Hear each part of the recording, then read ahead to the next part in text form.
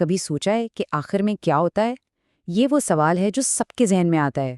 آج ہم قرآن کی ایک بہت ہی طاقتور سورت القیامہ کی گہرائی میں جائیں گے، جو سیدھا روز جزا یعنی ڈے آف ججمنٹ کی بات کرتی ہے۔ آئیے مل کر اس کے گہرے پیغام کو سمجھنے کی کوشش کرتے ہیں۔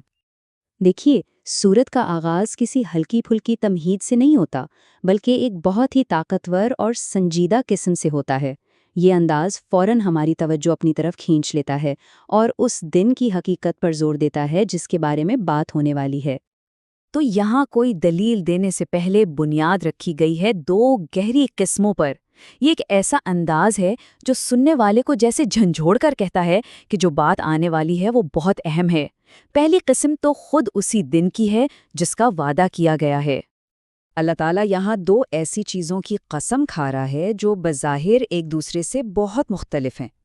پہلی ہے یوم قیامت، ایک بہت بڑا ایک کاسمک ایونٹ، اور دوسری ایک ایسی چیز جو بہت ہی ذاتی ہے، جو ہم میں سے ہر ایک کے اندر موجود ہے۔ اور یہ دوسری قسم ہے نفس لوامہ کی، یعنی ملامت کرنے والی جان کی۔ یہ کیا ہے؟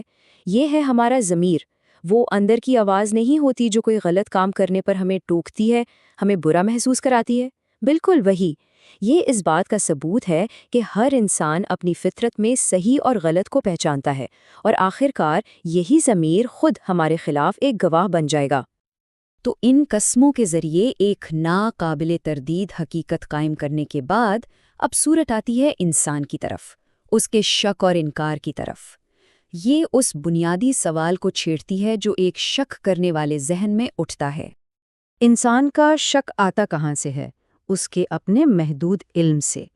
سوال یہ اٹھتا ہے کہ بھئی یہ جو ہڈیاں بکھر گئی ہیں، مٹی میں مل گئی ہیں، انہیں دوبارہ کیسے جوڑا جا سکتا ہے؟ اگر صرف مادی دنیا کے حساب سے دیکھیں تو یہ ناممکن ہی لگتا ہے۔ اور اس کا جواب تو بس کمال ہے۔ یہ صرف اتنا نہیں ہے کہ ہاں ہم کر سکتے ہیں، نہیں، جواب میں انگلیوں کے پوروں کا ذکر ہے، یعنی فنگر پرنٹس۔ سوچیں ذرا، ہر انسان کی منفرد پہچان۔ پیغام یہ ہے کہ صرف ہڈیوں کو جوڑنا کیا، وہ ذات تو انسان کی باریک سے باریک یونیک ڈیٹیل کو بھی ویسا کا ویسا بنا سکتی ہے۔ لیکن شک کرنے والا اب بھی باز نہیں آتا۔ وہ اپنا سوال بدل لیتا ہے۔ وہ کہتا ہے چلو مان لیا کہ ہو سکتا ہے، پر یہ بتاؤ کہ ہوگا کب؟ سورت اس کا جواب کوئی تاریخ بتا کر نہیں دیتی، بلکہ یہ بتاتی ہے کہ جب یہ ہوگا تو کیسے ہوگا۔ اور یہ سوال صرف جاننے کے لیے نہیں پوچھا گیا، اس میں ایک چیلنج ہے، ایک طنز ہے، اور اسی سوال کے جواب میں کائنات کے ٹوٹنے کی ایک خوفناک منظر کشی شروع ہوتی ہے۔ یہاں جو منظر دکھایا گیا ہے وہ ہمارے تصور سے بھی باہر ہے۔ یہ آیتیں ایک ایسے لمحے کو بیان کرتی ہیں جب کائنات کے وہ سارے اصول جنہیں ہم جانتے ہیں، جن پر ہم بھروسہ کرتے ہیں، وہ سب کے سب ختم ہو جائیں گے۔ پہلی نشانی کیا ہوگی؟ خالص دہشت۔ آنکھیں جو کچھ سامنے دیکھیں گی اس سے چندیا جائیں گی، حیرت اور خوف میں بالکل جم کر رہ جائیں گی۔ پھر آسمان کی روشنی ختم ہو جائے گی۔ چاند جو ہزاروں سال سے راتوں کو روشن کرتا آیا ہے، اس کی روشنی چھین لی جائے گی، وہ ہمیشہ کے لیے بے نور ہو جائے گا۔ اور آخر میں سارا آسمانی نظام ہی ٹوٹ جائے گا۔ سورج اور چاند جو ہمیشہ اپنے اپنے مدار میں رہے ہیں، انہیں ایک ساتھ ملا دیا جائے گا۔ یہ حقیقت کا مکمل خاتمہ ہے۔ تو یہ تو ہوئی کائنات کی تباہی کی بات۔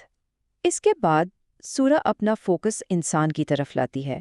اس پورے کیوس کے بیچ، اس افراتفری میں انسان کا کیا حال ہوگا؟ اس دن ہر ایک کو بس ایک ہی احساس ہوگا کہ بھاگنے کی کوئی جگہ نہیں ہے۔ جب ہر پناہ گاہ ختم ہو جائے گی، ہر راستہ بند ہو جائے گا، تو ایک ہی مایوس کن چیخ نکلے گی، کہاں بھاگوں؟ اور اس دن انسانیت صرف دو گروہوں میں تقسیم ہو جائے گی۔ ان کی قسمت ان کے چہروں پر لکھی ہوگی۔ کچھ چہرے ہوں گے جو اپنے رب کی طرف امید سے دیکھتے ہوئے چمک رہے ہوں گے، روشن ہوں گے، اور دوسرے چہرے جو مایوسی اور خوف سے سیاہ پڑ چکے ہوں گے، کیونکہ انہیں یقین ہوگا کہ اب ان پر عذاب آنے ہی والا ہے۔ اب سورت کا اختتام ہوتا ہے اور بات جیسے ایک دائرے میں مکمل ہوتی ہے۔ یقین، نشانیوں اور انجام کو بیان کرنے کے بعد یہ واپس اسی بنیادی سوال کی طرف آتی ہے اور دوبارہ زندہ ہونے کے حق میں ایک آخری بہت ہی طاقتور اور منطقی دلیل پیش کرتی ہے۔ یہ آخری آیتیں ہماری توجہ ہماری اپنی حقیر سی ابتدا کی طرف دلاتی ہیں۔ یہ ایک گہری یاد دہانی ہے کہ وہ ذات جس نے پہلی بار کچھ نہ ہونے سے تخلیق کا کام کیا، وہ یقیناً اسے دوبارہ بھی کر سکتی ہے۔ یہ دلیل جتنی سادہ ہے اتنی ہی گہری بھی ہے۔ سورت ہمیں ہماری اپنی تخلیق کے معجزاتی مراحل سے گزارتی ہے، ایک بے جان قطرے سے لے کر خون کے لوتھڑے تک، اور پھر ایک مکمل انسان کی شکل میں جسے مرد اور عورت میں بانٹا گیا ہے۔ یہ پورا عمل خود تخلیق کی طاقت کا ایک ناقابل تردید ثبوت ہے۔ اور یوں یہ سورت ہمیں اس آخری ناگزیر سوال کے ساتھ چھوڑ جاتی ہے۔ اگر وہ خالق ایک بے جان قطرے سے زندگی پیدا کر سکتا ہے، تو کیا وہ مردوں کو دوبارہ زندگی دینے پر قادر نہیں ہے؟ یہ ایک ایسا سوال ہے جس کا جواب ہر ضمیر اپنے اندر سے ہی جانتا ہے۔